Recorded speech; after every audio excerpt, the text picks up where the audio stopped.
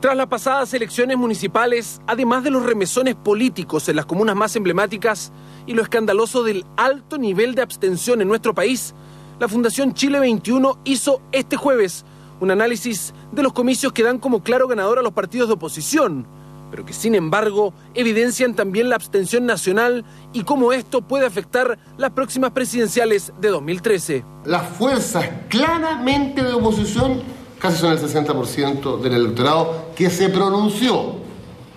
Y las fuerzas claramente de derecha son el 33% del electorado que se pronunció. Y dejo la diferencia, que un 7% es la votación del PRI, que está en una crisis de identidad. Pero sin duda, el principal foco de atención hoy está puesto en los resultados que se entregarán este viernes respecto de la disputa por el sillón municipal en la comuna de Ñuñoa.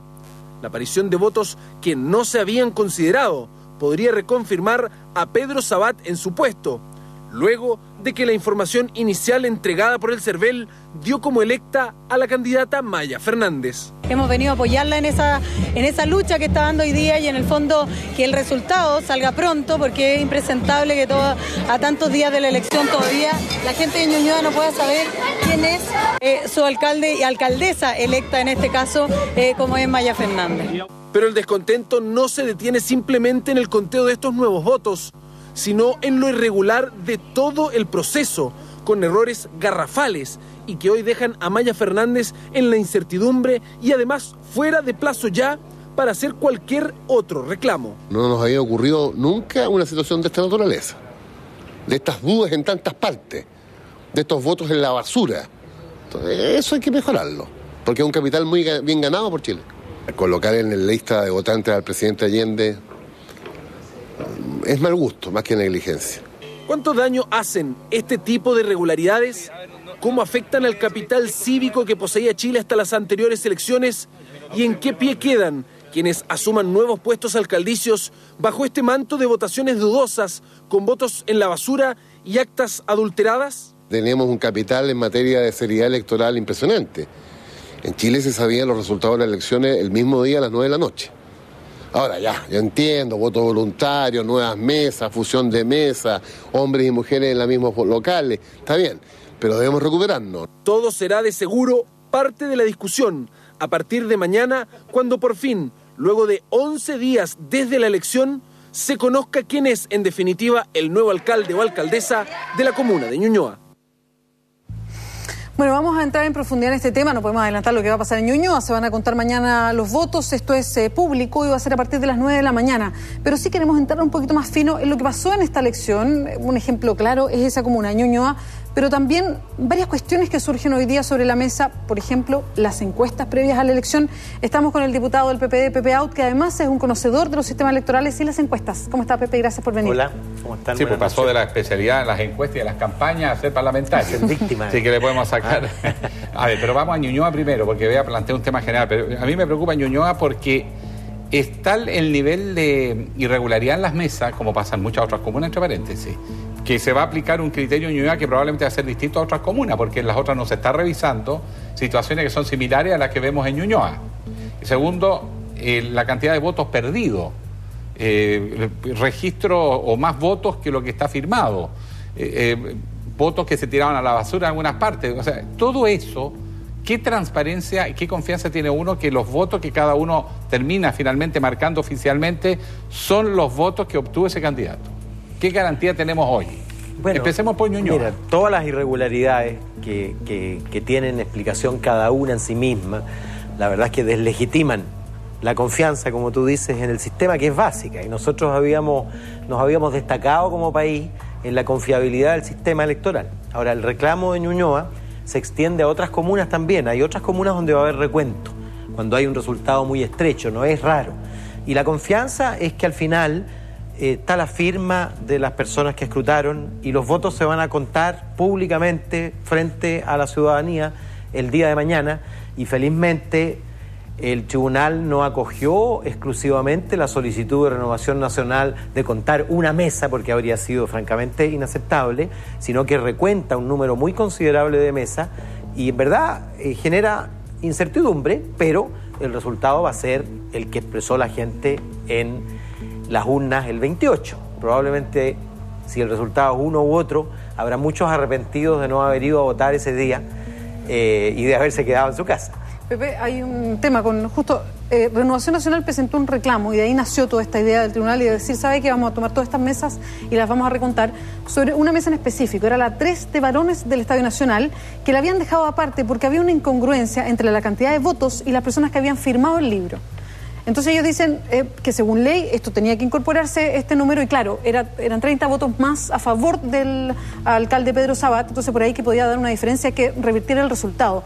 Pero ¿qué pasa en esas circunstancias? Porque el que una mesa tenga esa incongruencia es grave. Yo no sé si se puede llegar, y es la pregunta que nos hacemos muchos ciudadanos que no conocemos bien el mecanismo, si se puede decir, no, ¿sabe qué? Vamos a contar esta mesa porque hay esta incongruencia. Mira, eso es lo que tiene que resolver el tribunal. Pero no lo ¿Cuáles son ya? las circunstancias bajo las cuales una mesa se anuló? Por ejemplo, se acaba de acoger a trámite ¿ya? un reclamo del comando de Camilo Ballesteros, candidato en Estación Central, que terminó perdiendo por 600 votos, para que se repita la elección en un número determinado de mesas cuya votación fue suspendida durante 2 horas.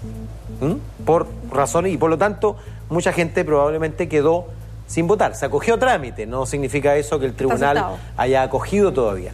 Pero hubo un conjunto de irregularidades de esa naturaleza que tienen alguna justificación en el aumento increíble, nunca habían aumentado de manera tan brusca el número de mesas, del cambio de sistema, de la cantidad de candidatos, nunca había habido tantos candidatos a concejal, lo que obliga a pensar en el voto electrónico. A mí me costó más doblar las papeletas de concejales que encontrar el nombre de mi candidato.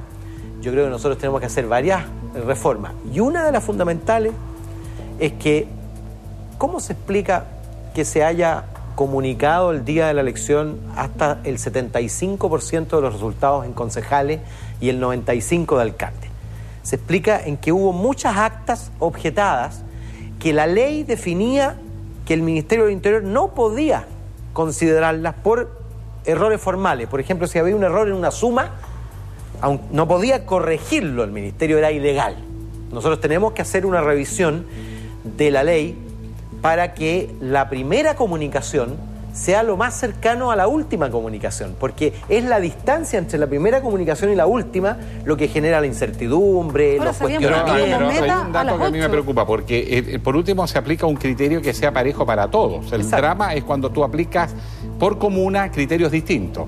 Hay muchas comunas donde no encaja el número de votos con el número de firmas, y en algunas se objeta, pero en otras se validan. Entonces depende de una cierta arbitrariedad, según el que reclama, se puede terminar dando vuelta una elección en favor de uno u de otro candidato. Entonces hay dispares criterios. Entonces depende un poco de la suerte. Más que de la suerte, de la identificación del problema y de la presentación de un recurso. Es decir, toda vez que haya un recurso sobre esa misma circunstancia, seguramente el tribunal va a tener que aplicar el mismo criterio, porque se establece por lo menos a nivel regional, y después tú apelas y hay un solo tribunal que aplica un solo criterio. Esto no va a terminar mañana. Mañana se recuenta. Según cuál sea el resultado, seguramente el que aparezca como perdedor va a apelar. Y va a haber un segundo tribunal que va a determinar lo que tú dices. Y además podrá decir por qué 34 y no 200. Exacto. ¿Por qué no toda la elección?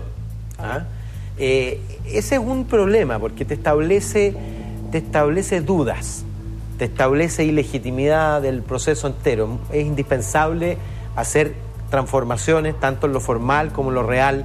Yo digo voto electrónico, yo digo varios días de votación como en todos los países, para que la gente, si tiene un problema el domingo, pueda votar el sábado o el viernes. Voto por correo con firma, que se hace en prácticamente todos los países. Hay que facilitarle a la gente que vote. Yo lo quería llevar a otro tema, y que también tiene que ver con la elección, y es algo que han dicho varios candidatos, que es ciertas realidades que se generaron después de varias encuestas que dieron ciertos resultados que finalmente no se reprodujeron el día de las elecciones, y los dieron en forma permanente.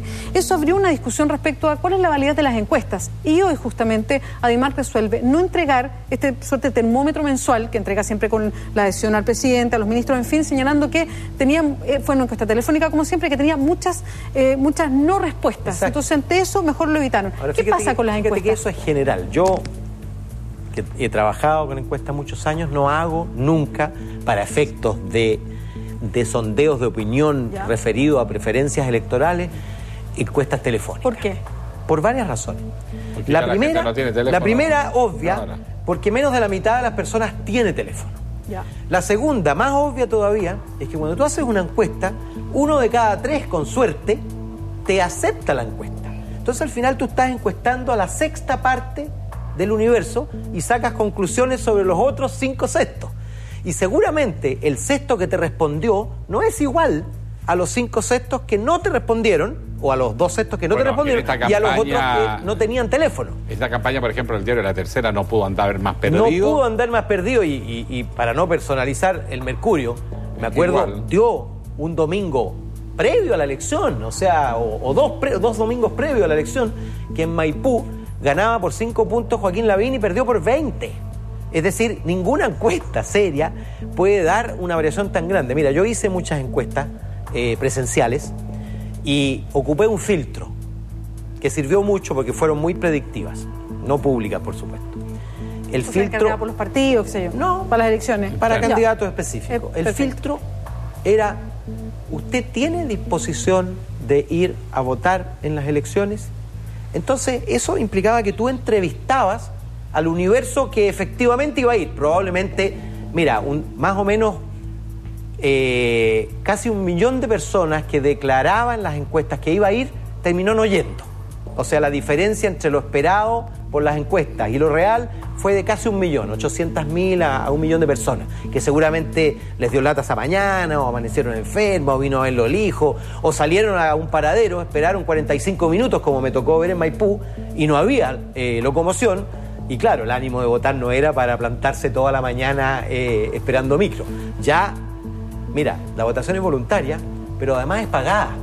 Porque la gente tiene que pagar el pasaje, ida y vuelta, o a veces 2 locomociones, toda una familia. Puede representar perfectamente el almuerzo dominical. Ya, Pepe. Ya, Bueno, pues, muchas Pepe, gracias. Muy agradecido. Pepe Aut, diputado de la República.